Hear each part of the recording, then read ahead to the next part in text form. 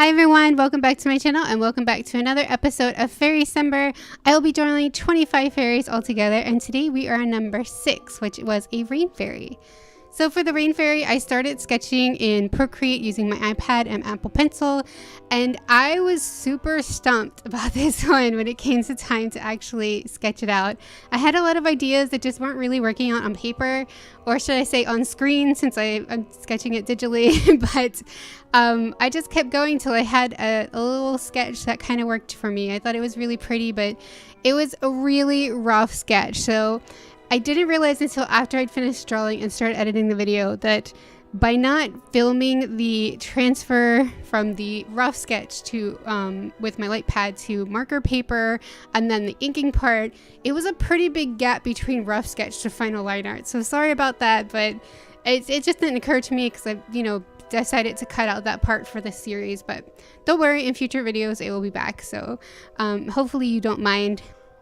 When it came to designing the character for a rain fairy, I kind of wanted her to be kind of demure and sweet, so I showed that with like her clothing choice. I thought her dress was really pretty, and I wanted to give her a little magical edge, so I put little raindrops going into her hand. It's kind of like, magical rain that she's controlling, that kind of thing. And I wanted to have a little bit of fun with the umbrella and putting little raindrops on the underneath of the umbrella as well. So I thought it was kind of neat. I really liked how it turned out. It kind of reminds me of one of my OCs that I used to draw a long time ago because I gave her the similar haircut.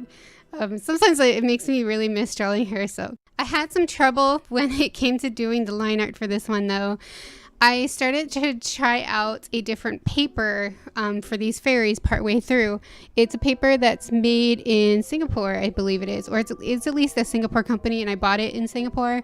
I honestly can't remember the name of it right now, which is terrible, but I'll leave the name of it in the video description below, so just go check that out. But it's very similar to the hammermill paper, like extremely similar, but I'm kind of disappointed because it's not as sturdy as the hammermill paper is. While I was doing the erasing, for some reason, a piece of the paper just peeled off on her face, and it was one of those heartbreaking moments where it's like, no, but the inking went so well. Why does this happen? But I just went back to an old failsafe, which is I just took the line art and I scanned it into my computer, adjusted it by erasing out the little shadow of the broken part on her face, and then printed it back out and finished the coloring on the printout. If you do use alcohol-based marker to do your coloring, printing out your line art with your inkjet printer works really well because it doesn't bleed. So that's really lucky. I'm really happy it works that way. Unfortunately, if you print out line art with watercolor, it can bleed, so be very careful with that. I'm quite stressed. I don't know why. I feel so anxious when I do these voiceovers that sometimes like the breath gets caught in my chest while I'm trying to talk, and I just feel breathless, and I'm just trying to get out these words and nobody else is in the room. So why is it so hard? I don't know. Sometimes it's really hard to put into words how I feel about a drawing and what happened, so that it's interesting for you guys, if you know what I mean. But yeah, so I fixed the problem by printing out a printout so I could color it, and that's what I'm doing here. The next problem I had was what colors I should use, and it was getting to the point where I started to kind of beat up on myself a little bit, because it just feels like when you're doing a challenge where you have multiple days, you should probably vary the colors a lot, and that's something I struggle with because there's certain colors that I just don't reach for, and there's certain colors like blues and purples that I reach for all the time. So sometimes it's a balance of, do I push myself to use colors and feel like regretful in the end because I don't feel like it suited that particular drawing, just to have diversity, and that's always a struggle. So I figured for the fairies I would kind of cut myself a little slack and just be like, if you want to use blue again, just use blue again. I can't think of anything else to use for rain anyway, and I really wanted to use blue, but I did compromise a little bit, where instead of using the same blues that I had for the snow fairy and the ice fairy, which were like the early blues like B000, B01, those kind of colors, I instead went for other blues like the B90s for this coloring. this drawing. Yeah, those are the words. I felt like that would kind of work because they are more stormy colors anyway. Like the color is more grayish, so I figured it could be like a stormy sky that's a little bit more blue, so I thought that would kind of work. I didn't want to go full stormy sky and just do grays though, because I felt like that would be a little bit boring, but it was an option and I did consider it for a little bit. But I'm really happy with the decision.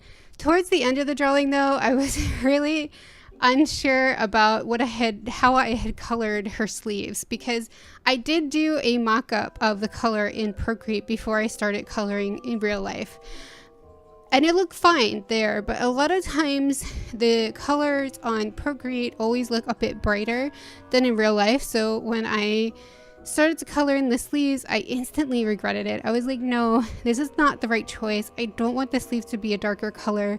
I really wanted them to be a lighter color. So I tried to fix it, and it was one of those drawings where every time I tried to fix it, it got worse and it got worse and worse until suddenly it looked perfect. I don't know how that happened, but I'm glad it did. I think in the end, I just started filling out the whole sleeve with white gel pen and smearing it around. And then I added some strips, like stripes with white gel pen as well, and little dots. And I don't know, in the end, it was kind of perfect. So I'm really happy that that journey led me to something I was happy with when it could have gone disastrous. And midway through, I thought it was a complete disaster. I thought I'd completely have to redo it. So yeah, in general, I'm really happy with this one.